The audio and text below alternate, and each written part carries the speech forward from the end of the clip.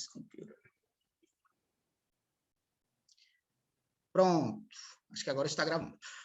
Bom dia, pessoal, estamos aqui no dia 3 de julho de 2021, é um encontro para conversar sobre o livro de maio do pacote de textos, maio de 2021, né?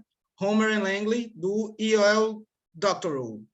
Toda vez é um nome que eu me enrolo para falar, então vocês se acostumem, é isso mesmo. Quem está aqui provavelmente leu o livro todo, mas, contudo, todavia, porém, se não leu, eu aviso logo que essa conversa vai ter spoiler. É natural em um clube de leitura isso acontecer.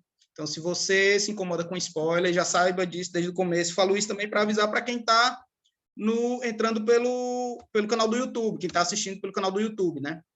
Então, essa conversa vai ter spoiler. A gente vai conversar sobre os diversos aspectos do livro, o que é que achou, o que é que não achou, experiências de leitura, né? Começando pela pergunta básica. Todo mundo aqui leu? Algumas pessoas não leram. Certo. A maioria leu. E a segunda pergunta é, gostaram? Gostaram. Alguns gostaram balançando a cabeça, mas é isso. Apresentando um pouquinho. Foi um dos meus favoritos, pacote. Eita. Rafael foi um dos meus favoritos, esse. Esse é aquele que eu não empresto, não dou e nem vendo. Mas se quiser, ainda tem aqui no pacote. Eu vou indicar. Mas quem é E.L. Doctorow? O E.L. Doctorow, ou Edgar Lawrence Doctorow, ele é um autor dos Estados Unidos. Ele nasceu em janeiro de 31, então se estivesse vivo, ele hoje em dia teria 90 anos.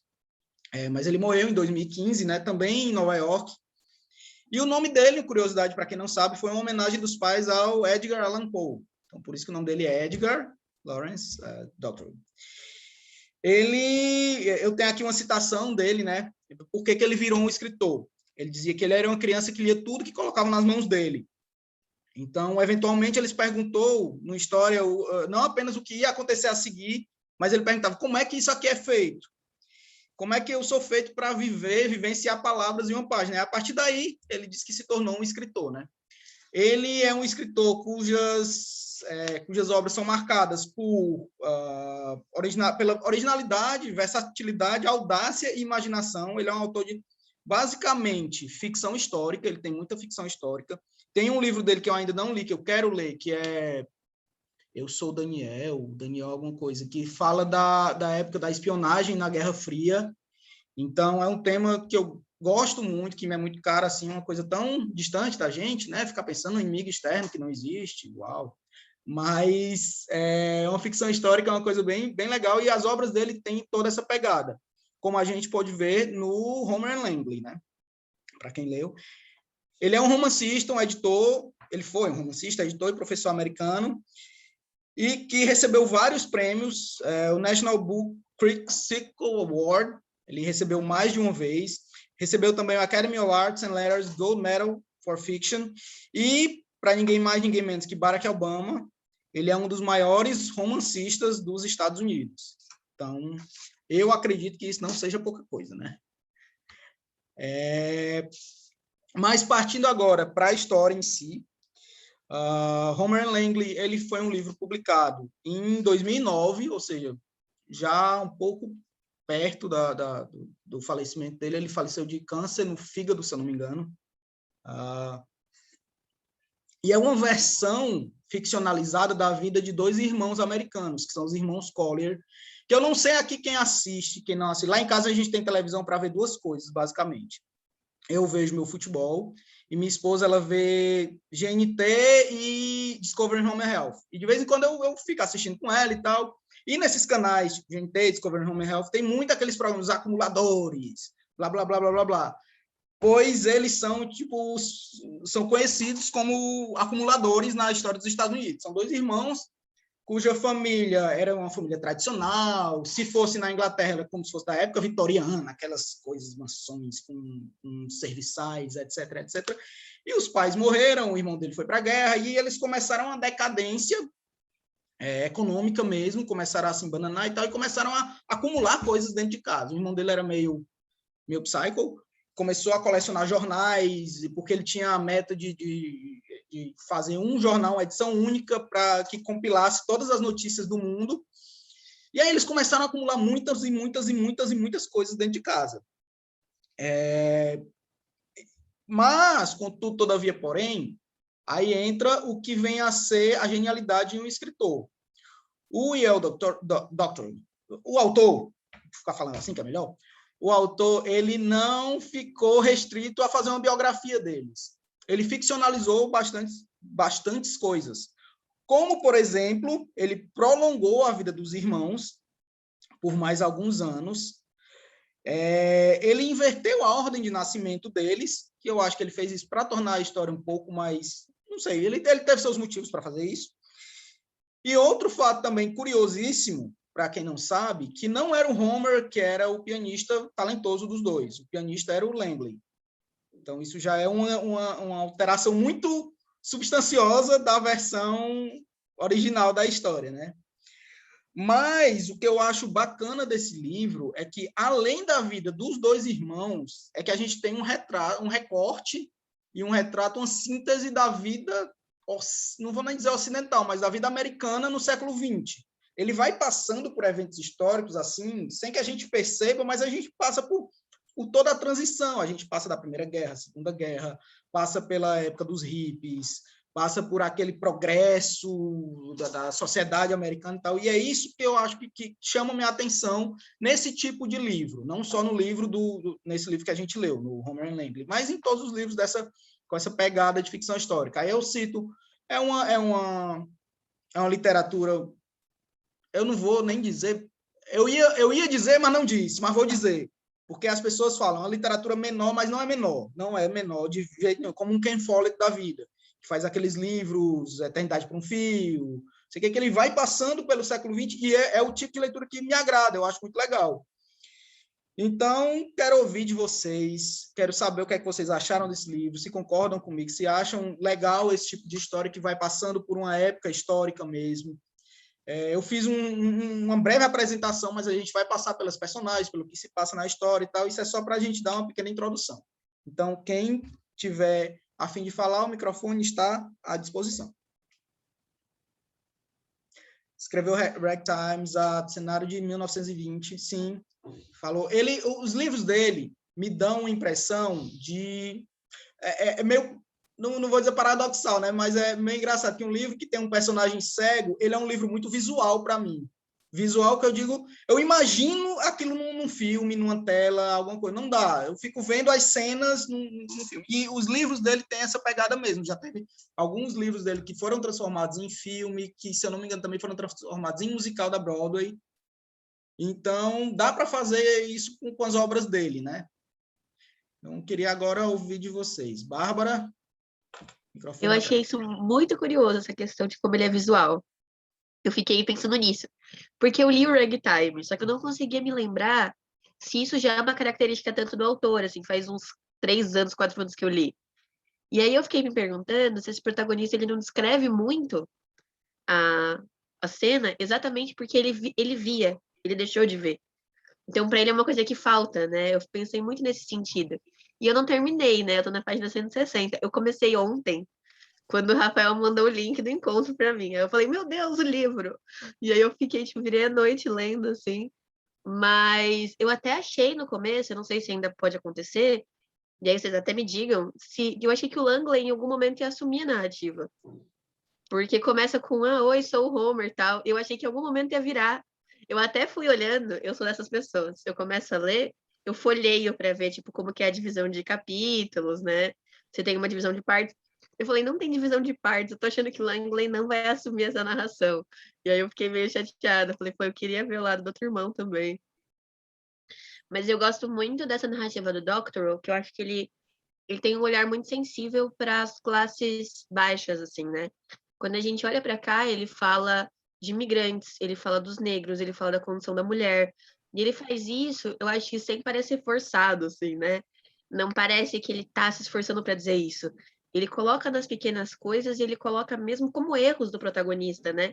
Como deslizes que eles cometem, que é natural, eles são pessoas de classe média, brancos, que nunca, né?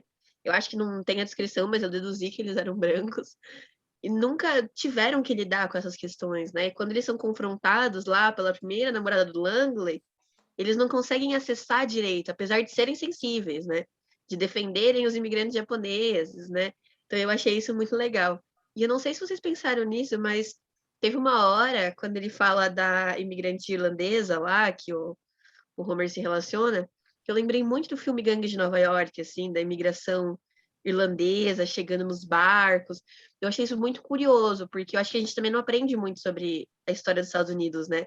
Eu não fazia ideia que teve uma onda de imigração irlandesa até esse filme. Então, achei muito curioso que ele consegue condensar tudo isso num livro que é curto, né? 230 páginas, e que eu acho que tem uma narrativa muito rápida também, né? Porque foi isso. Ontem eu peguei para ler e foi 160 páginas. Sim, sim. Eu só vou, antes de passar a voz aqui para a Noemi, eu achei interessante tu ter levantado essa questão das minorias, Bárbara, porque por mais que ele defenda essa parte das minorias, ele levanta essa bandeira, mas sendo realista. Muitas vezes essas minorias elas não têm vozes. Você não vê as vozes deles no livro, assim. Você vê a única hora que a vovó Robilô tem alguma presença é quando ela é presa e ela fala, eu faria tudo de novo. Ela se mostra forte naquela hora, mas a ela não é dada muita voz, porque não eram dadas vozes naquele momento, né? Para essas minorias, assim. E aí, eu concordo com o que a Fernanda mandou aqui no chat, que é R igual a menos DS 7+, eu acho muito importante essa colocação da Fernanda. E agora eu passo a voz à Noemi. Bom dia, gente. Eu também gostei bastante do livro e eu só queria comentar a respeito do que a Bárbara falou, que ele trata dessas questões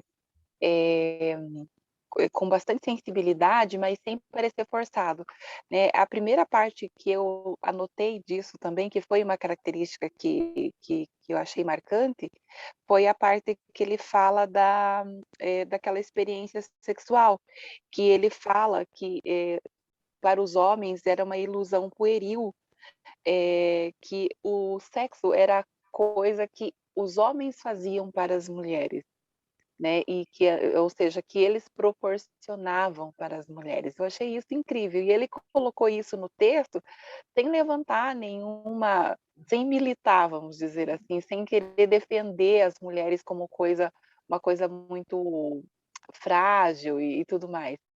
E quando ele fala também da parte dos imigrantes, né, ali dá uma impressão que todos os empregados ali, de alguma forma, é exatamente isso, Bárbara. Ele não quis ser o homem salvador, o branco salvador, em nenhum momento. Então, eu achei isso bastante interessante. E daí tem a parte que parece que boa parte ali dos contatos deles, ou do pessoal que trabalha ali, é de imigrantes, né?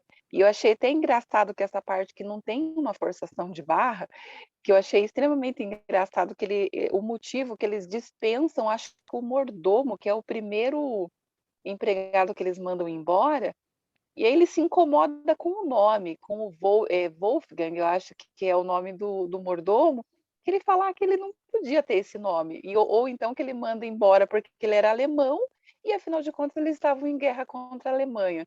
Então é umas coisas meio que uns motivos assim meio que esdrúxulos para justificar de repente que eles tenham mandado embora, né? Exatamente, foi uma desculpa assim, e isso é uma das provas que ele trata dessas questões, mas sem militar, assim. Então eu achei isso também bastante interessante. E o jeito o respeito, né, que ele fala, genuíno sobre a música do neto da vovó lá, que agora esqueci o nome, de como era bom, porque era boa mesmo a música, e não era porque era boa, porque era feita por negros e tal. Então, acho que ele faz ali uma abordagem que seria o ideal que a gente pudesse fazer hoje. Hoje a gente ainda precisa, né, fazer uma abordagem diferenciada quando a gente fala das, entre aspas, minorias, mas que Eu acho que tratar com naturalidade, com equidade e igualdade seria o que é o ideal, né? Que a gente ainda não consegue fazer por conta das desigualdades. Achei incrível, o livro é maravilhoso, com certeza. Compensou completamente o pacote do outro mês. Obrigada, gente. Obrigado, Noemi. Eu acho isso... Essa questão da desculpa para ele dispensar o Wolfgang, eu fiquei com um risinho no canto da boca, porque era uma desculpa mesmo. Ele falou, você não pode ter esse nome. Wolfgang é um gênio da música, você não é gênio nenhum, você é um alemão que está aqui tomando lugar, a gente está em guerra, vai-te embora. E vai-te embora, e pronto. E era isso mesmo. A sociedade da época era desse jeito, ele só precisava de uma desculpa. Conseguiu a desculpa, dispensa, sem nenhum remorso na consciência. Zero remorso. Então, acho que é isso mesmo. Agora, Dayana? Gente, vocês conseguem me ouvir, né? Eu vou ver se eu consigo abaixar. Enfim. Eu achei a escrita fantástica, como eu falei no começo, eu ainda não terminei de ler, mas eu estou quase no final. E tudo, para mim, é um escritor que ele se atenta bastante aos detalhes e essa sutileza de levar o leitor por vários períodos, sendo que a gente às vezes nem sente, né? É muito sutil a forma como os personagens eles vão entrando na história e tudo mais. Outra coisa que eu achei bem interessante é que quando eu comecei a ler, eu não li nada sobre o livro, eu não li a sinopse, nada, eu só peguei e fui. Aí chegou um momento da história que eu tava achando muito estranho, porque eu ia criando expectativa e não tinha expectativa, sabe? Era como se eu tivesse... E aí eu pensei, gênero é esse? O que é isso? E aí eu fui ver que era uma história real, né? Inspirada num caso real e tal. Então, achei muito fantástico e também muito sensível às colocações que ele faz, tanto de questões mais críticas da sociedade da época, quanto de sensibilidade realmente com o entorno e tudo mais. Porque tem hora que ele vai desde os sentimentos mais íntimos do irmão, né, do Homer, que está contando, até as filosofias do irmão dele. Me pareceu muito, me lembrou muito o Brás Cubas com o Lucas Borba, que são duas pessoas muito loucas, eu acho, na literatura, e que me lembrou bastante. Principalmente essa forma meio irônica, assim, quando ele vai falar sobre os policiais, né? Me lembrou bastante. Eu gostei muito. Obrigada, Ana. Eu acho que tem umas partes assim que eu acho bem legais que ainda se refletem hoje. Por exemplo, quando ele fala, que eu sempre gosto dessa questão quando a gente começa a tratar um pouco mais do Estado e tal, do Estado polícia, quando ele fala da batida policial lá na casa dele, naqueles chás que eles faziam, mas eu ria de um jeito, porque acontece, né? O policial foi lá atrás de um suborno e tal, aí o Langley percebeu e ficou, e aí? Sim, então, aí, não, se você puder pagar uma comissão, ainda mais se você parar para pensar que o Langley é um ex-combatente de guerra. Então, você já pensou um ex-combatente e tal, sendo abordado por um policial, ele deve ter ficado puto, e foi o que aconteceu. Aí, na outra, quando a polícia chegou lá, quebrou o pau, foi todo preso, foi aquela confusão. Mas é isso, né? É uma coisa que o abuso de poder acontece, essa corrupção, essa tentativa de suborno não é criação brasileira, né? Digamos assim. Então, agora vamos para a Juliana. Oi, gente. Então, eu gostei muito da leitura e também sou dessas de que pego para ler muito sem saber da história do livro, do autor, da autora, e aí fui indo e acho incrível, realmente a narrativa é muito fluida, né? Você vai lendo e não percebe, assim. Eu só queria trazer uma coisa, assim, primeiro que eu achei um pouco inverossímil mesmo, e aí na introdução de Rafa ficou explicado por quê, né? Essa coisa da longevidade dos irmãos, assim, sair da Primeira Guerra para chegar até os hippies, década de 70, assim, gente, tem alguma coisa que não está encaixando. Isso realmente eu achei uma forçação um pouquinho de barra, sabe? Assim, acho que ele podia ter ido menos, um pouquinho. Porque realmente, se você pegar que principalmente o Langley, né, que veio da Primeira Guerra, tinha aquele problema todo de respiração, e a gente sabe como era a questão de saúde naquela época, é um pouco complicado acreditar que ele fosse viver tanto, assim, né? Dada também as condições da casa, de temperatura, o frio, enfim, essa parte foi uma coisa que eu disse, gente, ele podia ter dosado menos, assim, pesado menos a mão, né, nessa distância tanta temporal. Mas eu acho que o livro me chamou muito a atenção pela crítica social que ele faz ao longo das suas páginas. E aí, pegando esse gancho que vocês trazem da primeira questão com relação ao mordomo, eu não acho que foi assim casual. Ele pegou o mordomo e dispensou, porque ele precisava dispensar por conta da grana. Mas eu acho que foi já início de uma grande crítica do autor ao sistema, né? Exatamente porque, assim, já estavam em guerra, o cara tinha o nome alemão, e aí ele já vai fazendo essa crítica. Assim como ele vai fazendo a crítica ao sistema durante todo o livro, né? Eu fiquei com uma impressão que, para além da questão de serem mais o Langley, né? De ser um acumulador, e levar aquelas coisas todas para dentro de casa, tinha muito de uma ruptura dele com aquele sistema, né? Ele não deixa de pagar os impostos e as taxas de água, de gás, luz e sei lá mais o quê, porque eles não têm dinheiro, porque isso também é outra questão que me ficou no livro, assim, gente, o dinheiro desse povo não acaba nunca, porque eles não trabalham, né? Mas, assim, não é, para mim não ficou parecendo que eles não pagavam só porque eles não tinham dinheiro, eles não pagavam porque eles não concordavam com aquela cobrança, eles não pagavam porque eles achavam os impostos abusivos, ele não queria pagar a hipoteca porque ele achava um absurdo pagar uma hipoteca por uma casa que era deles desde sempre.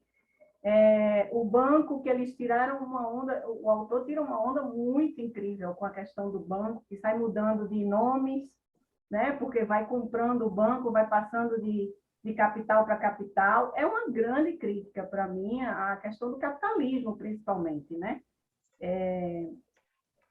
E eu acho que quando eles chegam na história dos hippies, que viram uma grande comunidade dentro da casa deles, aquela parte ali também é muito interessante, porque assim, é como se eles finalmente tivessem se encontrado numa comunidade, mas eles também fazem crítica àqueles hippies que estão ali, né? Eles também vão criticando a história que os próprios hippies estão construindo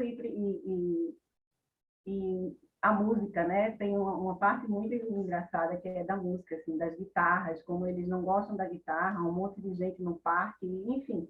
Eu não acho que seja... tem uma intencionalidade, sabe? Desde quando ele vai tirando o mordomo e aí vai seguindo no livro, assim, eu acho que traz uma crítica muito grande. Eu concordo. Essa parte da crítica eu concordo. Assim, eu acho que a gente falou muito aqui sobre exatamente essa questão, quando ele trata das minorias e tal, ele retrata, mas também fazendo essa crítica, né?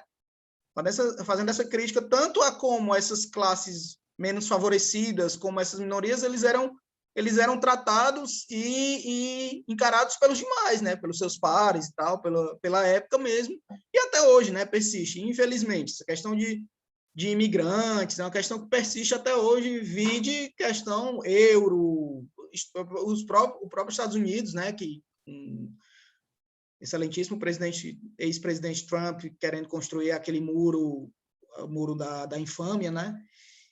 Então, acho que é mais ou menos por aí. Vou abrir agora a palavra para a Lia. Lia, você está aí? Está aí. Oi, pessoal. Assim, como acho que a maioria, pelo menos das que se colocaram, eu não li nada, eu não sabia nada sobre o livro. Eu só ouvi alguns comentários, porque eu li recente, de pessoas que já tinham lido, tinham gostado muito do livro né, de maio.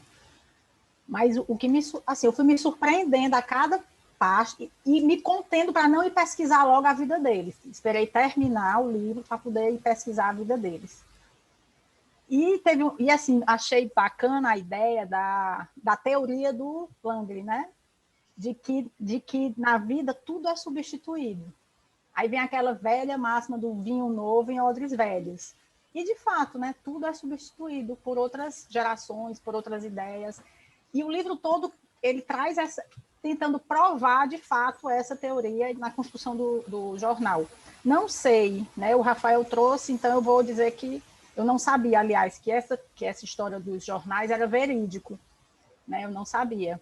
E eu fico pensando que cabeça é essa, né? Porque, assim, a partir da minha prática profissional, eu fico, meu Deus, que cabeça é essa que fica imaginando, que constrói toda uma teoria, né? E ele, assim, apesar das loucuras de acumulador, ele tem uma parte muito sensata de cuidado com esse irmão, né? Ele vem na proteção desse irmão, estuda, né? Com toda a loucura dele, vai estudar, aí depois vai estudar direito. E eu estava vendo algumas fotos reais, inclusive a casa onde ele mora tem um monumento lá, né, em Nova York, construído. Pelo menos assim dizia na Wikipédia. Quando a casa foi, né, como é que eu digo, depois deles já tendo morrido, que a casa foi, os policiais entraram, gente, o policial ficava assim, ó, acocorado. O teto era aqui na cabeça do policial. Eu assim, nossa senhora, eu ficava assim, espantada com essa realidade, né, da época. E, claro, à medida que ele vai descrevendo, eu ia imaginando, mas a foto superou a minha imaginação, né, com relação ao tanto de acúmulo que tinha. E é isso, eu achei assim, fantástica a ideia dessa teoria dele tentando provar, né, a partir de um único jornal atemporal, que tudo é substituído, que tudo se repete mais ou menos, né, da mesma forma, mudando só os cenários. É isso.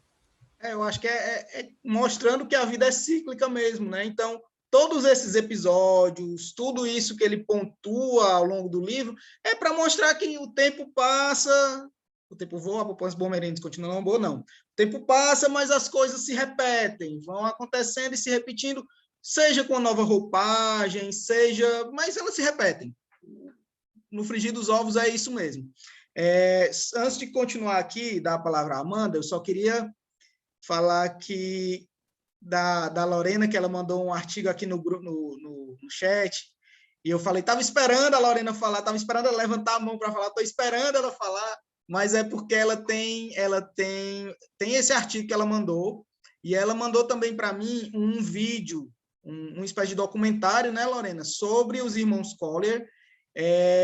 Ela tinha mandado pedir, eu tinha falado que ia botar no grupo, mas eu achei melhor não, eu achei melhor deixar para o dia aqui do encontro, para a gente botar esse link aqui. Então, Lorena, se você tiver o link aqui para o documentário, bota aqui no grupo, bota aqui no chat, que quem quiser depois assiste, tá? É bem legal. Na verdade, não é documentário, nem é sobre eles, é uma entrevista de 5 minutinhos com o autor, que o autor fala sobre a escrita do livro e por que ele trocou, fez aquelas mudanças todas, até como a Juliana falou, da época, foi em outra época, a mansão não era naquele lugar tão próximo ao Central Park. Acho umas coisas assim, mas só está em inglês, mas eu mando aqui o link. Pronto.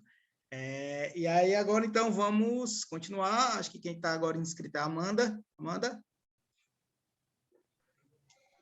Eu achei muito incrível, porque Lia falou exatamente o que eu ia falar. Ao longo do livro, é óbvio que você vai percebendo um acúmulo de coisas. E a sua imaginação, ela vai enchendo aquela casa de coisas. Mas nunca chegou, na minha cabeça, no nível que realmente a casa dos irmãos Collier foi, assim. Então, quando eu vi as fotos depois, eu também assisti esse documentário, eu acho que é o mesmo que eu assisti, eu fiquei muito espantada com a capacidade da realidade, assim, ser muito mais absurda e muito mais hiperbólica do que a própria literatura que está sendo contada ali de uma maneira ficcionalizada, né? Tipo, ele não tinha comprometimento com a realidade, ele estava fazendo o que para ele fazia mais sentido não contar a história. Então, eu fiquei bem, assim, maravilhada, assim, com isso, né? Mas outra coisa que me deixou, assim, eu estava folheando o livro enquanto estava escutando vocês falarem, E a gente está falando muito de história, né? De como a história vai ocorrendo através da narrativa inteira e tal. Mas como é interessante, assim, você acompanhar a história de um ponto de vista micro, assim, daqueles indivíduos, né? E como isso me faz pensar na história de cada um de nós, assim, também. Então, agora a gente está vivendo no meio de uma pandemia. Como seria nosso livro escrito, assim, no meio desse caos, esse momento histórico? Como seria o ponto de vista de Amanda, de João Pedro, de Lorena, sabe? E como é fantástico até nas coisas absurdas, até nessa coisa, né? Acho que o acúmulo, para mim, inclusive, é o de menos, assim. O acúmulo nem fica tanto na minha cabeça. Talvez por isso a minha imaginação não tenha acumulado dessa maneira fora do saudável, sim, que foi a realidade dos irmãos, assim. Mas o que ficou para mim do livro foram muitas risadas. Eu estava folheando e estava lendo as coisas que eu marquei e dando risadas de novo, assim. A vida, apesar de tudo, ela é engraçada, né? Tem um poema incrível da Vislava, eu posso mandar no grupo depois, que ela vai falando, né, que aconteceram tantas coisas absurdas no mundo, mas a vida continua. E aí na página 121 tem uma parte que ele fala assim: quaisquer que fossem as notícias do mundo, sem a vovó Rubilô, nos defrontávamos com o problema prático de como nos alimentar. Então, no fim das contas, pode vir o que for, meu filho, mas as nossas necessidades continuam as mesmas. E eu gosto muito da maneira como a narrativa vai sendo conduzida com humor e às vezes com peso, mas nada pesa muito que você fica mal e vai levando isso com você. Tipo, sente, passou ali e já foi para outra coisa, porque é isso, é muito dinâmico, né? Eu gostei muito disso. E me diverti pra caramba lendo, me diverti muito. Essa questão do ponto de vista, toda narrativa ela parte de um ponto de vista, claro, né? Mas a gente tem que levar em conta, isso eu percebi não na primeira leitura, mas na segunda, que a história já começa do Homer contando uma história para outra pessoa. Ele está se dirigindo sempre a Jaqueline, né? Ele vai, não sei o que, Jaqueline. Logo no começo você vê, não sei o que, Jaqueline. Quem diabos é Jaqueline? Eu escrevi Jaqueline isso. No jogo do bicho, eu não sei quem é Jaqueline. Aí vai lá no final, que explica quem é Jaqueline e tal. Mas você vai... E ele está contando a história. Então, primeiro ele está contando sobre o ponto de vista dele, como a Amanda falou. É um ponto de vista, então... A gente sabe de muitos daqueles fatos porque são fatos históricos. Mas, de repente, ele pode estar... sei lá, escondendo alguma coisa, pode estar mentindo sobre alguma coisa, porque, enfim, todo narrador não é confiável, já parte desse pressuposto, porque toda narrativa se baseia em 3 verdades, a verdade que você inventa, a verdade do outro e a verdade que existe verdade, né? Então, acho que a gente tem que levar deve levar esse ponto de vista para toda a história que a gente lê. Então, agora, Aline... Oi, sou eu. Bom dia, gente. Olha, vou dizer uma coisa, a minha lista tá gigante, mas eu vou resumir, porque eu gostei muito do livro. E a primeira coisa que eu queria falar é agradecer o quanto ele casou com o meu planejamento de aula, porque eu falei de romances, biografias romanceadas. Eu estava lendo uma biografia romanceada do Allan Poe com uma turma, e estava no meio da leitura do livro. Eu levei para a sala, e aí pude falar para eles da situação, né, dos irmãos, se eles quisessem pesquisar na internet que eles existiram. Então, foi um excelente exemplo na mão, assim, de uma biografia romanceada que eu vivi lendo e pude contar para os alunos. Muito legal, assim, eu me diverti realmente. A linguagem desse autor foi muito fácil. A gente vai se sentindo, tipo, passando páginas de uma década, de década em década, assim. Eles vão marcando com a vinda da televisão, aí depois, quando chega lá nos anos 70 com os hippies, a gente vai sentindo que a gente vai virando de décadas em décadas, sem ele precisar colocar isso muito histórico, muito arrumadinho, né? A gente vai vivendo o negócio. Eu queria ler um trecho na hora que eu escrevi. Eu escrevi várias vezes assim, quem é essa Jaqueline? Escrevi aqui do lado. Mas nessa página 90 é que eu queria dizer que foi aqui que eu me apeguei ao Homer. Eu me apeguei muito a ele. Por ser o irmão, a pegada do autor, para mim, o irmão cego, ser o que tem uma visão mais real da vida de todo mundo e de tudo que estava acontecendo. Ele traz a história, ele traz a vida de todo mundo, ele traz o irmão, como que ele vê o irmão, tão como ele é, trazendo para a gente conhecer o Langley através dos olhos dele. E eu achei um negócio muito legal do autor, assim, colocar o irmão cego para ser aquele que tem uma visão mais real de tudo. Apesar do romance, trabalhar essa coisa da verossimilhança que o Rafael estava falando agora, essa coisa do que pode ser mesmo, pode ser que ele brincou, pode ser que ele exagerou, que ele mentiu, é uma das características da narrativa, né, a verossimilhança, que foi trabalhado aqui de uma categoria sensacional. Na página 90, é o momento em que o Homer abre o coração assim, a respeito dele já se sentir depressivo. Aí eu marquei 2 pedacinhos. Aí, eu marquei o começo e depois do que você marcou. Coloquei assim, naturalmente, eu não entendi aquilo como tal, mas esse período marcou o começo do nosso abandono do mundo exterior. Foi exatamente aquele período das festinhas lá, da bebida clandestina, do que o xeres, aquela situação lá. Aí ele coloca mais embaixo, minha sensação de ser uma criatura defeituosa sugeria o curso mais sábio da reclusão, como um meio de evitar o sofrimento, a aflição e a humilhação. Mas o que tinha fugido de mim naquela altura era o vigor mental, que vem de uma felicidade natural de se saber vivo. Ele assume que está se sentindo, que a depressão chegou, assim, que ele se entregou àquela coisa de que ele estava fugindo dele mesmo, aquele vigor natural já estava indo embora. E a partir daqui, a gente vê também um tipo, ele quer sobreviver, ele quer lutar contra isso, dele estar se sentindo depressivo. E esse caminhar junto com o irmão e com as décadas é que eu acho que ajudou. E a última coisa, que eu não vou falar das outras, que foi uma experiência muito legal. Eu tenho uma amiga que mora nos Estados Unidos, já tem 2 anos que ela voltou. Ela é norte-americana, nasceu na Flórida, e há 2 anos atrás ela voltou para lá. Trabalhou comigo durante muito tempo. E quando eu cheguei na página 95, eu marquei um trecho e mandei uma mensagem para ela, perguntando assim, amiga, isso daqui, explica isso aqui para mim. Isso é fato nos Estados Unidos? É assim? Foi assim? Olha só, página 95, lá embaixo. Como desagradou muito a vovó Robledo a ideia de agora ter alguém comendo regularmente em sua cozinha.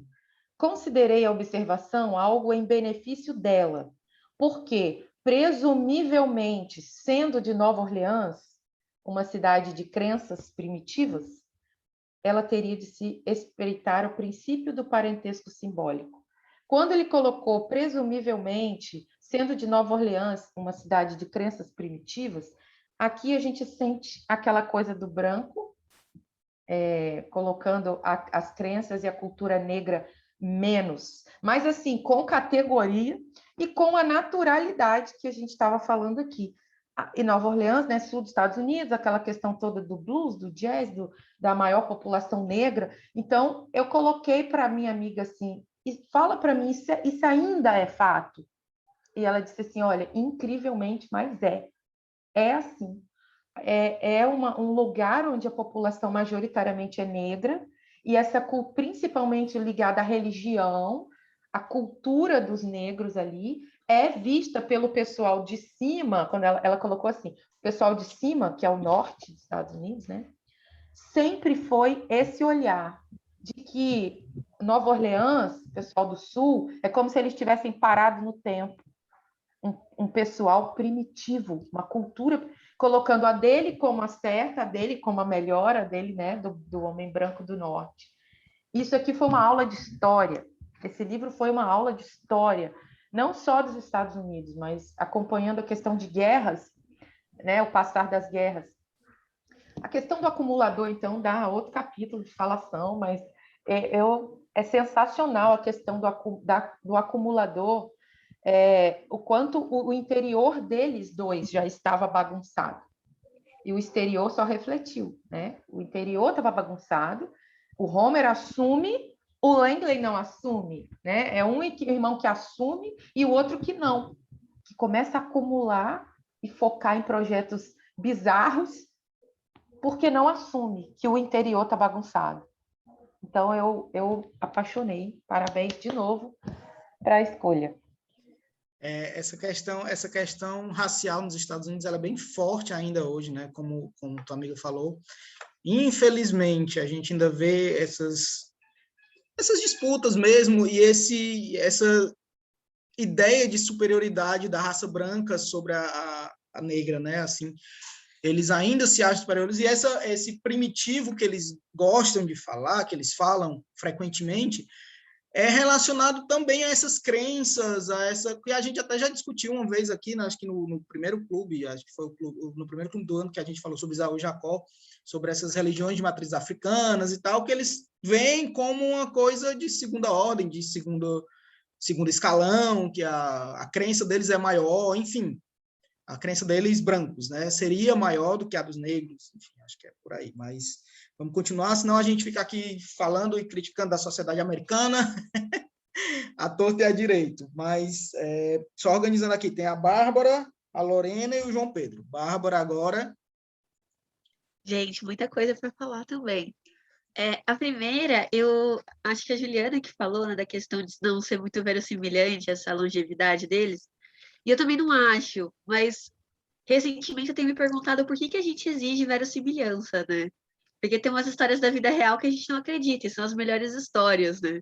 Talvez se a gente colocasse no papel e dissessem, não é verossimilhante, e aí a gente fala, não, mas aconteceu, eu tava lá, sabe? Eu era esse protagonista, então eu gosto um pouco disso. Me lembrou, nesse sentido, o livro do Forrest Gump, do Winston Groom, não sei se vocês já leram. O livro, assim, eu não sou a pessoa que fala que o livro é melhor que o filme, mas nesse caso eles são muito diferentes, e o livro é muito melhor que o filme porque ele fala muito mal de estadunidense. Então entra nessa pira, assim, da gente se divertir rindo junto com eles. Mas eu fiquei pensando muito nessa questão do acúmulo e dessa fala que acho que foi a Amanda que trouxe, de quando eles ficam sem ter o que comer, de como, de alguma forma, isso também é uma crítica que o autor está fazendo a essa classe média burguesa, né?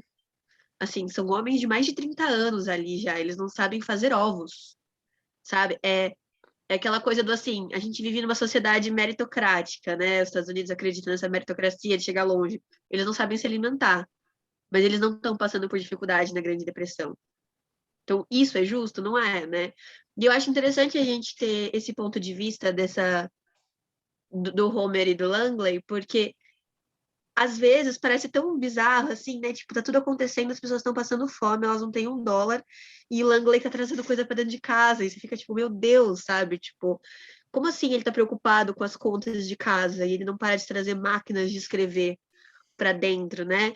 Então eu acho que é isso, assim, que o autor consegue fazer a crítica pelos próprios narradores, pelo próprio narrador e seu irmão, né? Eu acho isso muito, muito incrível. E com relação à teoria do Langley, eu escrevi no cantinho do meu livro, meu Deus, os historiadores iam querer morrer aqui. Porque eu fiquei pensando que os historiadores odeiam quando a gente fala que tem esse negócio de ciclo na história, né? Que a galera fala, a história se repete, o historiador tem um ataque quando a gente fala isso. E aí eu fiquei imaginando, assim, tipo, as explicações do Langley dessa teoria, né? Eu vejo muito Langley como um filósofo meio charlatão também, sabe? Ele tem tanto tempo livre que ele pode inventar coisas que, na prática, não vão ajudar ninguém, sabe? Tipo, ninguém vai deixar de comprar o jornal porque ele escreveu um jornal que prevê que vai acontecer as coisas de novo, sabe? As pessoas querem especificidades do que vai acontecer. Não é sobre o fato em si, né? E aí, foi isso que eu gostei, assim, ele consegue cativar a gente por esses protagonistas que, de certa forma, tem muito de coisas que a gente repudia, sabe? Mas que são carismáticos, que têm boa intenção, que também se contradizem, porque lá no começo eles não aceitam o alemão, mas depois eles defendem os japoneses. no meio do ataque de bombas de Pearl Harbor, sabe? Então, eu acho que o grande mérito aqui do autor é ele construir esses dois protagonistas com muita complexidade, sabe? Porque a gente não tem como odiar eles, mas ao mesmo tempo a gente não fica completamente do lado deles, porque eles também deslizam muito. E eu marquei várias coisas também no livro, e eu percebi que eu marquei coisas muito no mesmo sentido que eu marquei em Ragtime. Eu acho que o Doctorow, ele tem uns momentos, assim, que ele é muito sensível, assim, né? Na explicação de coisas pequenas, na explicação de pessoas. Então, por exemplo, eu queria ler um pedacinho da página 52, que ele fala: seu toque suave no piano era algo que eu não deveria ter questionado. Ela tateava seu caminho pela música como o fazia pela vida. Uma criança sem pais tentando reconquistar sua crença num mundo com algum sentido. Mas ela não fazia os outros sentirem pena dela, nem se permitia o egoísmo a que tinha todo o direito. Isso é muito bonito, assim, e ele tá falando de uma coisa simples, assim, né? Do esforço de uma garota órfã de tocar piano. E essas pequenas coisas eu fui marcando, assim, elas nem são importantes para a história, mas me tocavam muito durante a leitura. E aí, por último, juro que é a última coisa, eu tentando fazer a listinha mental aqui enquanto vocês falavam. É muito interessante esse negócio do racismo nos Estados Unidos, porque uma vez eu fui pesquisar a diferença e tem a ver com racismo desigual e racismo não individual, que é a diferença entre racismo brasileiro e racismo estadunidense, né? É você mescla os negros com os brancos para embranquecê-los, ou você os separa para criar castas, né? Essa é a diferença dos dois racismos. E a gente costuma olhar para o deles com muitas... achando que é um pouco pior, porque tem essa segregação, mas eu acho que o ponto bom, assim, depois da segregação ter acabado, é que eles conseguem enxergar melhor o racismo na sociedade deles. A gente aqui ainda enfrenta muita resistência na crença de que o racismo existe. Porque, se tem casal interracial, então tem racismo no Brasil, né? Então, se tem um negro de pele clara, não existe racismo no Brasil e não é bem assim, né? A gente está se baseando em regras tiradas da cabeça. Mas eu acho bem legal que isso a gente consiga ver nesse livro também. E pela música, né? Pela música, assim, eu acho que a música ela tem um aspecto muito importante no livro, até porque a primeira coisa é ele perder a visão, né? Então, quando perde a visão, quer que vamos destacar os outros sentidos. E aí destaca o que é a audição e também a fala, que ele não perde a fala, assim. Então, é sempre ele contando a história, então ele perde primeiro a visão, lá na frente ele começa a perder a audição e ele perde a fala no momento que ele... Desculpa, que ele morre, tá, Bárbara? Spoiler, mas acho que é isso. Mas a música, assim, ela tem uma presença, meu Deus. E os músicos que ele fala, eu tô vendo aí o pessoal comentando no chat, falando da playlist, a culpa não é minha, não, a culpa é do autor. Aquela playlist tá daquele jeito porque são as músicas citadas no livro, então não tinha como ser ruim. A playlist tá, a colaboração foi do autor aí. Vamos passar agora para Lorena. Oi. Ai, lista enorme, mas também vou tentar resumir igual a Bárbara. Essa coisa do que era verdade, tudo tem umas partes do livro que fica assim, gente, é ficção, né? E eu pesquisei muito depois a história real e muitas as coisas que eu mais achava que era ficção, que não era verdade. É impressionante, né?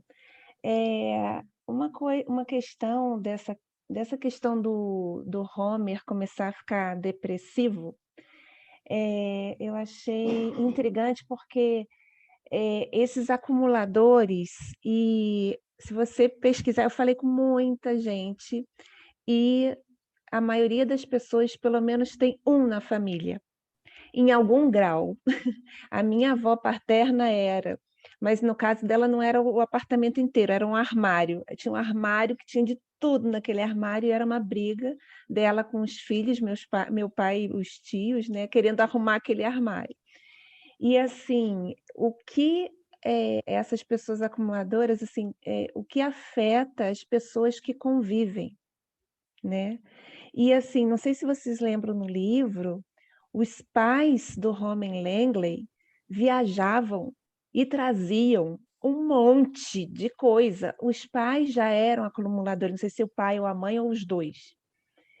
E uma conhecida minha, né, familiar, falou assim, Lorena, meu pai é assim, ele tem a casa de praia e tem 2 quartinhos fora da casa, e eles deram a desculpa que iam fazer uma reforma ali fora e tal, e acharam de tudo, até dinheiro antigo tinha, assim, dinheiro, papel, né, de dinheiro cruzeiro, sei lá, um bolo perdido ali dentro, bicho, um monte de coisa.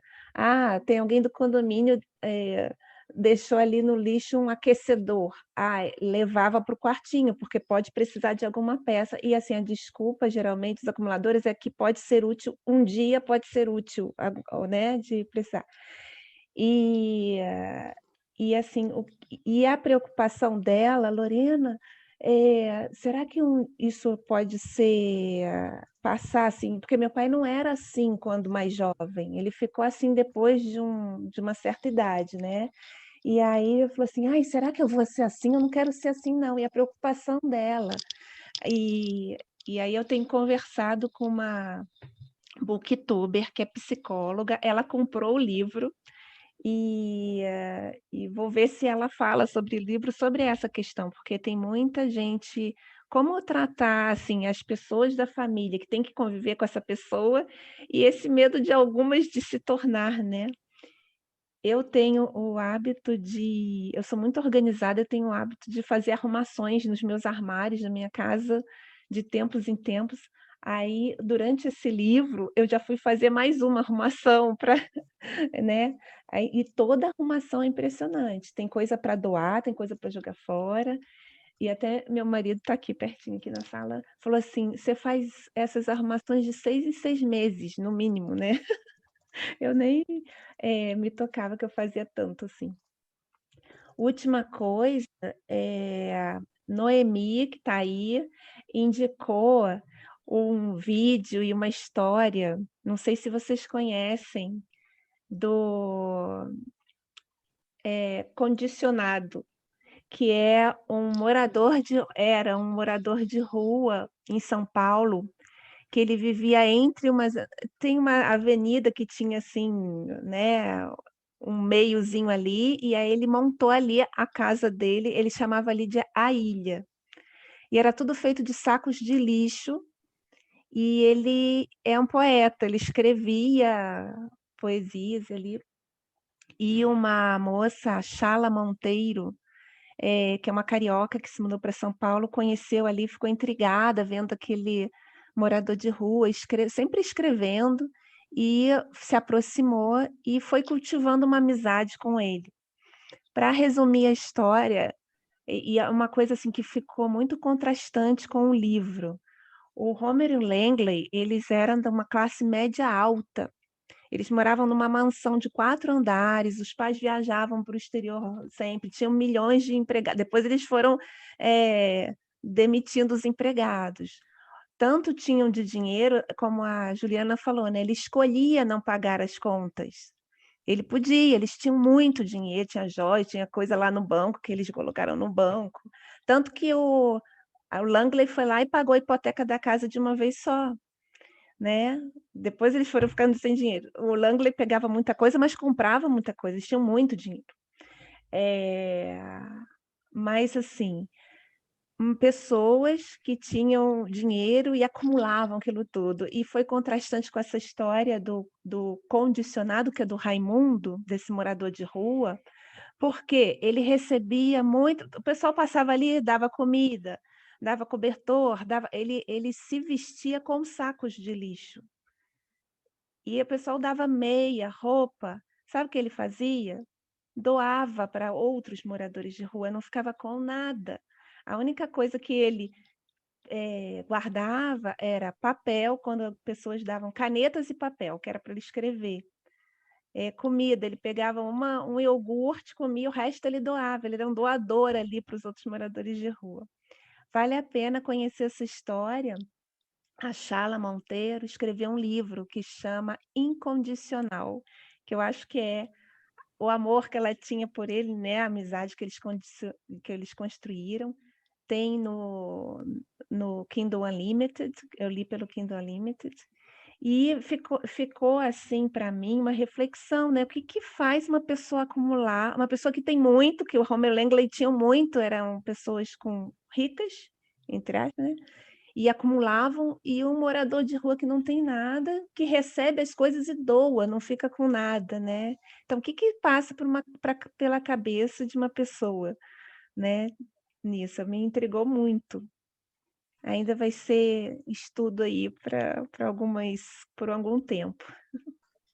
Não, eu acho legal essa história dessas pessoas que acabam repartindo o pouco que tem com os outros, né? Assim, e voltando um pouquinho a essa questão dos acumuladores, né? Eu botei aqui no chat, não sei quem viu, mas teve uma hora que começaste a falar de acumulador e eu comecei a rir porque minha esposa disse que eu sou um pouco acumulador, né? E aí fala que normalmente tem alguém da família que seja e tal. Eu me lembrei que também meu pai é assim, meu pai com equipamento eletrônico, cabo, fio, que eu preciso de fio, eu chego, pai, tenho. Ele pega uns 3, assim, me dá, tá aqui, um USB, P2, o que eu precisar de cabo. E minha mãe disse que meu pai é o louco dos cabos, e lá em casa eu tenho minhas anotações que eu não me desfaço e tal, e aí começa aos poucos. Mas, não querendo me colocar nesse grupo, mas também uma coisa que eu não sei quem falou antes, que é que eles eram, o Homer e Langley, eles eram extremamente inteligentes e tal, mas teve essa questão dos acumuladores, mas porque muitas vezes os gênios, eles acabam tendo um pouco desse traço de loucura, ou enfim, alguma, não vou nem chamar de doença, mas algum transtorno que, às vezes, é essa acumulação exagerada, ou, enfim, que também pode ser um traço de ansiedade. Aí eu estou falando, já estou entrando num terreno que não é nem o meu, que é da psicologia, mas, sei lá, que obviamente existem causas. Homer Langley já trouxeram isso dos pais, né? Como a Lorena falou aí, que os pais dele traziam muitas bugigangas quando viajavam, etc. e tal. Então, agora eu estou querendo ainda, faz tempo falar, mas não vou trazer agora, porque se eu trouxesse esse tema agora, a gente vai desviar um pouquinho o foco, que ainda tem o João Pedro e a Rosine para falar, mas eu quero em algum momento falar com vocês sobre o gangster. Eu achei o gangster muito legal, acho que é o Vincent, né, o nome dele. Mas a gente ainda vai falar um pouquinho sobre ele, porque eu também, sobre a história do gangster, eu tenho até um depoimento pessoal para contar, mas eu vou deixar para daqui a pouco. João Pedro? Então, eu quando estava lendo esse livro, eu confesso que eu não entendi por que o pacote mandou esse livro. Tava achando meio mais ou menos, sabe? Assim, não tava ruim. A escrita é fluida e tudo mais. Mas tava achando mais ou menos. Aí vim aqui para ouvir vocês falarem. Você aí falaram várias coisas que eu não percebi mesmo. E aí eu anotei algumas coisas aqui que eu gostei, né, do livro. Eu gostei dos personagens, eu me apeguei muito, tanto aos irmãos, quanto aos outros personagens que passavam pela casa. Então, para mim, foi muito triste quando o Harold morreu e também a Maria Elizabeth, assim, traduzindo para o português, porque o nome dela é difícil. Ela morreu também, fiquei muito triste quando esses personagens morreram, porque eu estava apegado a eles, né? E a memória que Homer constrói deles também. Outra coisa que eu senti foi uma falta de referência, às vezes, porque ele fala muito de Nova York, né? Parece ser como aquelas cidades que são personagens do livro também, e eu senti que, nesse caso, a cidade era meio que um personagem. Então, eu senti uma falta de referência, um deslocamento, de não conhecer muito bem as coisas, né? Só por referências de filmes, séries, essas coisas que a gente vê. E também algumas questões específicas dos Estados Unidos, né? Mas aí também uma coisa que o Rafael falou no início da imagem, né, que o Dr. Who constrói. Esse foi o primeiro livro que eu li dele, gostei muito disso. Então, para mim, a casa, né, a que ele descreve no livro, eu sentia que eu conhecia completamente cada cômodo da casa, cada peça acumulada ali, os livros, tudo, gostei muito disso. E assim como os outros aí, quando eu fui pesquisar as imagens reais, fiquei impressionado, porque é realmente muito pior do que o Dr. Who descreve. Aí, uma outra decepção para mim foi a Jaqueline, né? Que ele fala, desde o início, fala dessa Jaqueline, né? Coloca o nome dela. Então eu esperava, nossa, quando essa Jaqueline aparecer, vai ser a personagem, vai ser muito legal, vai ser o ápice do livro. E aí eu não sei, para mim é uma personagem muito legal. O pouco que ela aparece é muito interessante, é muito bom. Eu acho uma personagem forte. Mas para mim podia ter aparecido mais, podia ter voltado com essa personagem. E aí também outra coisa que eu percebi, né, é que o Langley ele tem esse discurso antissistema. Eu falei, cara, esse é o verdadeiro antissistema, não as pessoas que estão no poder e que dizem ser antissistema, mas ele realmente é antissistema, porque ele dá um jeito de contornar todas as situações ali que o sistema impõe a ele. Então, sei lá, ele vai buscar água lá não sei aonde, de madrugada, com o Homer, para não ter que pagar a conta de água. Tem aquela história toda com os bancos, né, que já falaram. E aí é isso, e dá espaço para outras pessoas que ainda não falaram. Mas o que eu achei do livro, depois de vocês falarem, eu acho que estou gostando um pouco mais. Então, obrigado aí pelos pontos de vista diferentes. Não, e o legal de um clube de leitura é esse, né? Às vezes a gente chega para ter novas, não necessariamente que a gente vai passar a amar o livro, seu livro, uau, o livro da minha vida. Não, mas a gente começa a enxergar. E até eu também estou vendo aqui muita coisa que vocês apontam do, vixe, é mesmo, é isso mesmo e tal, como o pessoal falando aqui no chat, que vocês não acham que eles passaram a ser acumuladores para manter a presença dos pais em casa? Eu nunca tinha pensado nisso, mas vai que agora pode ser que seja. Aí tá abrindo a possibilidade de eu... tá aí, rapaz. Né? Então, eu acho que esse tipo de coisa é legal em clube de leitura, né? E aí eu falo de clube de leitura como um todo, clubes de leitura. Não estou falando que é porque é o pacote que está fazendo aqui, mas clubes de leitura mesmo. Então, Rosiane? Oi, estou aqui. Falando, só pegando esse ganchinho de vocês, né, sobre essa acumulação, né, como talvez uma maneira de manter as coisas no lugar, na página 21 eu tinha marcado isso, quando ele fala sobre a teoria das substituições do Langley. Então, no segundo parágrafo, né, no final do segundo parágrafo, ele diz assim: a essa altura compreendi que o que Langley chamava de sua teoria das substituições era sua amargura ou seu desespero em relação à vida. Langley, lembro-me de ter dito, sua teoria precisa ser mais trabalhada. Aparentemente, ele também achava isso, pois foi nessa época que começou a guardar as edições diárias dos jornais. Então, tem a ver com a maneira como ele encara a relação dele com a vida, né? E é muito o que acontece com a galera que tem toque. As pessoas têm problema, acham que se não fizer aquilo, elas vão morrer, né? Então, para ele, a acumulação, eu acho, né? E tudo sempre nessa ideia de o que a gente acha. Eu acho que é uma maneira de se apegar à vida como eles queriam que ela continuasse, né? Então, você não tem as pessoas, você não tem mais aquele estilo de vida, mas você tem as coisas, você tem os objetos, né? E uma outra coisa que alguém falou também sobre a questão da verossimilhança, a gente tem muito essa tendência de, quando lê um texto baseado em fatos reais ou com personagens reais, a gente pensa muito na questão da biografia, vai contar a história dessas pessoas, mas é ficção, né? Até uma autobiografia, se eu for escrever, eu vou selecionar aquilo que me interessa, e sempre no meu ponto de vista, não é o real. O real é o que acontece. A partir do momento que a gente reproduz com palavras, isso vira ficção. É como se fosse uma bioficção, né? Você tem os elementos da vida real, que são os personagens, mas que são ficcionalizados no ponto de vista do Dr. Rowe, e ficcionalizados de uma maneira maravilhosa, né? E isso é muito, muito interessante. Até porque, como diz o Graciliano Ramos disse nas Memórias do Cárcere, quando ele perdeu todas as suas anotações, ele tinha anotado tudo, mas quando ele estava preso, mas ele teve que jogar fora. Aqui, filho. Mas ele teve que jogar fora. Tá, vou botar de novo. Ele teve que jogar fora porque meu filho está vendo Viva e agora está num looping eterno, tem que ficar botando Viva eternamente para ele ver. E aí o Graciliano, quando ele escreveu o Memórias do Cárcere, ele falou que ele achava que as memórias as anotações que ele escreveu, ele iam fazer muita falta. Mas depois ele percebeu que não, porque as coisas verdadeiras nem sempre são verossímeis. Então, é justamente isso que alguém falou aqui, que foi procurar os elementos depois. Não, isso aqui deve ser ficção. Não, aquilo era real.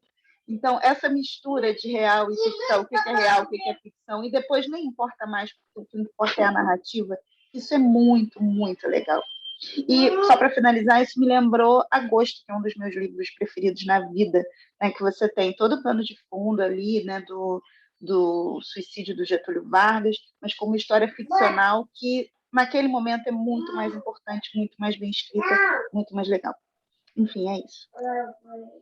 Agosto foi um livro naquela época em que ainda existia vestibular, né? Sem ser Enem e tal, mas foi... Na verdade, eu peguei o primeiro ano de Enem como vestibular, mas era um livro da leitura obrigatória, do vestibular e tal, e eu li naquela época. É um livro muito bom mesmo, nessa parte de romance histórico, que mistura ficção com história mesmo. É uma das referências na literatura brasileira nesse gênero, né? E aí, agora eu vou ter que chamar a atenção para a história do gangster. Eu não posso encerrar esse clube sem falar do Vincent e tal, mas e aí eu vou dar um depoimento pessoal. Essa história de gangster, para mim, me lembra uma vez que a gente... Porque é desse jeito, a gente vê aquela situação do gangster, a gente não imagina que, sei lá, isso é coisa de filme, isso é... Não sei, você vai pensando isso é coisa de filme. Eu já pensei logo em... Não é aquela trilogia? O Poderoso Chefão, né? Para mim foi Poderoso Chefão total, aquela parte do Vincent. Mas quando eu fui passar minha lua de mel com minha esposa, a gente foi passar no México há alguns anos. Cheguei lá, a gente foi para um restaurante e tal, e o restaurante era a gente numa mesa e tinha outra mesa com, sei lá, outras pessoas, assim, umas 10 pessoas. E o restaurante foi fechando. No final ficou só a gente na mesa e essa mesa com essas 10 pessoas, assim. E eu peguei o celular para pedir não sei se era um Uber, enfim, alguma coisa, um Uber e tal, e não consegui pedir, deu erro, e sendo que no México o pessoal é muito receptivo, o maître do restaurante foi conversar com a gente e tal, e aí deu certo, não deu, não consegui pedir aqui o Uber. Aí o rapaz da outra mesa chega, vocês estão com algum problema? Não, estou tentando pedir Uber. Aí ele, não, eu estou tomando aqui ainda meu vinho, pegue meu motorista, ele leva... Onde é o hotel de vocês? A gente, não, o hotel da gente é, sei lá, ficar uns quilômetros. Não, pegue meu motorista, que ele leva vocês. Então, aí a gente ficou se olhando, assim, por que não, né? Porque sim, porque não, porque sim, porque não. Estava num país novo, aquele negócio, feliz, tinha tomado um vinho, e pegamos. Quando chega uma Mercedes blindada, aquele negócio, e o motorista começa a conversar com a gente, leva a gente... E aí ele, não, porque eu sou advogado, o motorista do cara era um advogado, que estava com o motorista dele, conversando e tal. Quando a gente desceu do carro, que um olhou para a cara do outro, eu olhei para minha esposa, ela olhou para mim, certeza, esse cara é traficante, no mínimo, assim, ele é o traficante, o cabeça do tráfico aqui no México, porque não tinha outra história. A gente ficou depois, acho que a gente tem que começar a desconfiar um pouco mais das pessoas. Porque foi aquele negócio, né? A gente está num ambiente novo, conhece essas pessoas e sei lá... mas, enfim, qualquer um pode ser um gangster, né? Sei lá. Mas... Um Vincent está em todo lugar. Oi? Um Vincent está em todo lugar. Está em todo lugar. Noemi?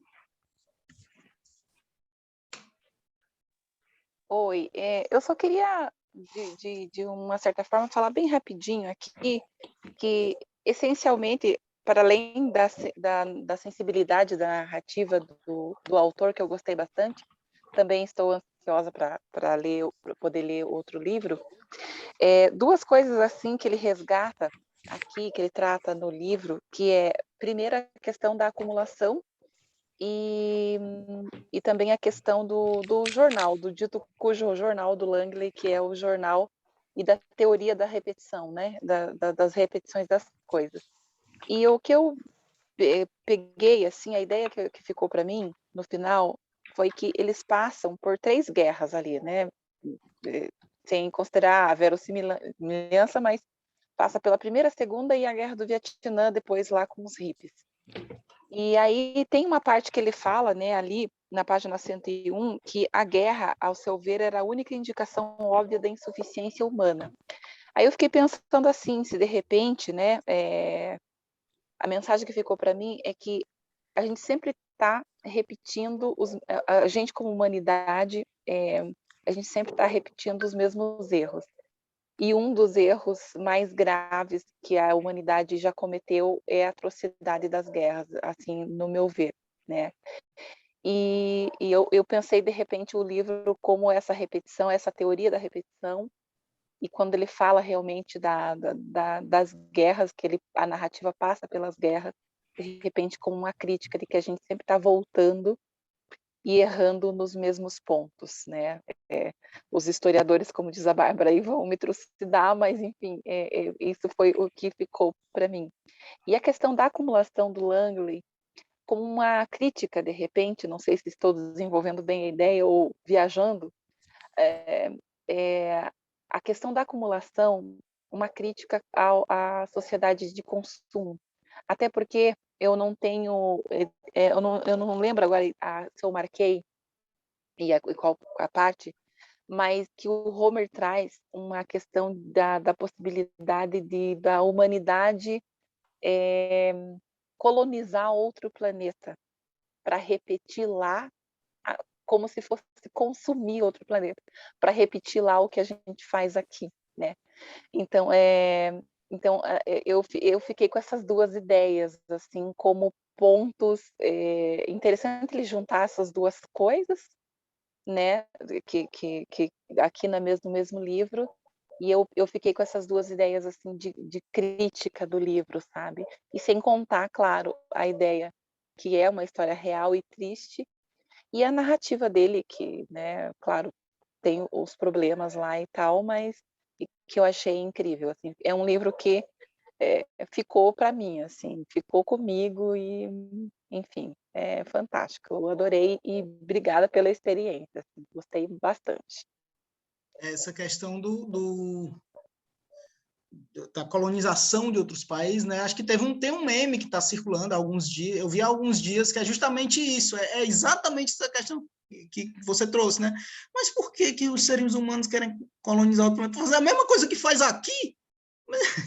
E é tipo, não, você já pararam para pensar que os maiores bilionários do planeta estão preocupados em colonizar outro planeta? Por quê? Tipo, por que eles não preferem resolver o que tem aqui? Não, porque eles querem levar as mesmas compras. Não, tá dando errado aqui, meu senhor. Tá dando errado, não tá dando certo. Então, acho que é mais ou menos por aí. Eu acho que essa crítica e a essa tentativa de colonizar os países, claro, é um sonho da humanidade mesmo, há muitos e muitos anos, muitos séculos. Não é um desejo de agora, esse desejo de chegar à Lua, de chegar a outros planetas, de colonizar Marte, enfim, é um sonho já há algumas gerações. Mas, enfim, a gente tem que se perguntar o porquê disso, né? O porquê disso, que eu acho que é o ponto a se levantar. Gente, já estamos há mais de 1 hora conversando sobre Homer Langley. A gente está chegando ao fim. Claro que quem quiser ainda deixar suas mensagens finais, acho que foi bem legal a conversa. Foi mais leve que da última vez, eu repito. Foi bem divertido. Eu contei até uma história engraçada, mas uma história pessoal. Mas se quiserem ainda dar seus últimos recados, microfone aberto aqui. Agradeço imensamente a contribuição de todo mundo. É sempre bom ouvir de vocês.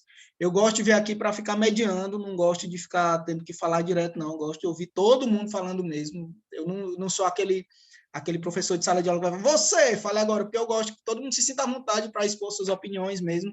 E eu acho que essa é a função de um clube de leitura mesmo, trocar nossas experiências, escutar dos outros. E acho que é isso. Se alguém quiser falar... Eu queria, posso? Quem queria? Deixa eu ver quem. Eu, Amanda. Amanda. Eu vi que não tem ninguém inscrito, aí já me meti, certo? Uma coisa que ficou, assim, politicamente no meu coração, e aí mais depois que eu comecei a entrar mais em contato com o tema, e aí eu tô falando aqui abertamente, porque aí de repente a Rafael e a galera da curadoria do pacote já pensa. Essa é uma história contada por um homem que enxerga e ele escreve um personagem que é cego e depois se torna também surdo, né? E fico pensando como as narrativas dessas pessoas com deficiência são sempre contadas pelo ponto de vista de pessoas videntes, de pessoas que andam, de pessoas que escutam, né? E aí fiquei pensando que eu nunca li, até onde eu lembro, um livro escrito de fato por uma pessoa com deficiência, uma narrativa escrita por pessoas com deficiência. São sempre tipo personagens descritos pelo ponto de vista de uma pessoa que, entre aspas, não tem deficiência, né? Então, eu tô jogando essa aqui só para de repente ser uma coisa para se pensar, né? E a gente se compartilhar no grupo. Eu percebi, é o primeiro clube que eu participo do pacote. Eu amei, diga-se de passagem, achei super legal. E vejo que o grupo do WhatsApp ele funciona, né? Tem sempre alguém trocando figurinha. Então, acho que se alguém tiver essa dica, eu super adoraria saber mesmo. E se eu pegar alguma coisa que eu quero ir atrás e ver o que é que eu acho, vou estar jogando por lá. Mas aí, Rafael, de repente, vocês já pensam em alguma coisa do gênero. Eu acho que seria massa. Já tá anotado aqui, Amanda. Antes de encerrar o encontro, a gente... Quem é que não está no grupo no WhatsApp? Deixa eu ver. Quem falou? Rosiane. Rosiane, eu vou mandar o link aqui. Calma. Não, calma. Eu te mando pelo Instagram, tá? Te mando pelo Instagram o link do WhatsApp. Quem não tiver também pode mandar mensagem para mim no WhatsApp ou no Instagram que eu mando o link para acesso. Antes de encerrar, queria tirar aquela velha foto segurando o livro. Quem tiver com o livro, quem tiver sem câmera e quiser disponibilizar, abrir a câmera, fica à vontade. Vai ser aquela foto que vai servir como capa, que vai para o Instagram, que vai para todo canto. Então, pera, que eu sempre fico torto. Eu tiro o print, mando no grupo e mando também vai para a página do pacote também, tá? Todo mundo sorrindo. Joga, deixa. Não, aqui foi. Deixa eu ver se foi. Já falei várias vezes que eu e tecnologia... Foi, ótimo. Deu certo. Obrigado, pessoal, mais uma vez. Foi maravilhoso compartilhar essa manhã de sábado. É a segunda manhã de sábado seguida que eu compartilho com vocês. Por mim, seriam todas as manhãs de sábado. Rafael, já tem a data do próximo? Já tem a data do próximo, é isso que eu vou terminar agora falando. O próximo vai ser no dia 30... Calma, que eu tenho que abrir aqui. 31 de julho, com o livro de junho. Não sei se todo mundo já recebeu o livro de junho. Todo mundo já recebeu? Todo mundo já recebeu? Todo mundo já recebeu? Recebeu. Todo mundo já recebeu? Se tiver cariocas, aí vão gostar muito da escolha. O livro de junho, então eu posso dizer qual é, que é O Senhor do Lado Esquerdo, do Alberto Mussa. Então, dia 31 de julho, às 10 horas da manhã, a gente se encontra aqui para conversar sobre ele, sobre suas impressões de leitura, o que é que vocês acharam desse livro. E é isso, pessoal. Muito obrigado mais uma vez, novamente, de novo. Bom sábado para vocês. Continuem se cuidando. Eu comecei a virar jacaré. Essa semana eu tomei a minha primeira dose. Espero que todos tomem também, mas continuem usando suas máscaras. A minha está aqui, que eu não vim sem máscara, tá? Continuem se cuidando dos seus, para a gente passar por isso o mais rápido possível e poder fazer esses encontros de forma presencial. Eu poder viajar, conhecer vocês, conhecer leitores em todo o Brasil. Já ia perguntar, vai fazer um em cada estado. Tem que vir para cá. Descer, são os planos. Ou em cada estado transmitido, para os outros poderem participar, continuarem participando. Venha para Brasília. Aí Brasília. Vai fazendo assim, ó, sai da tua casa e vem descendo. Vou com todo Não, mas aí tem que subir também. Eu tenho Curitiba. Não, dá um respiro para quem está aqui embaixo, primeiro. Tenho Pará. Venha para Brasília visitar o Bolsonaro. Oi? Venha para Brasília visitar o Bolsonaro. Não, minha senhora, pelo amor de Deus. Não, de forma alguma, pelo amor. Não. Tomara que quando ele chegue aí, ele já nem esteja mais. Sim, espero também. Viaja devagar, que quando chegar já saiu. Obrigado, pessoal. Bom sábado para vocês. Tchau. Tchau, gente. Beijo, obrigado.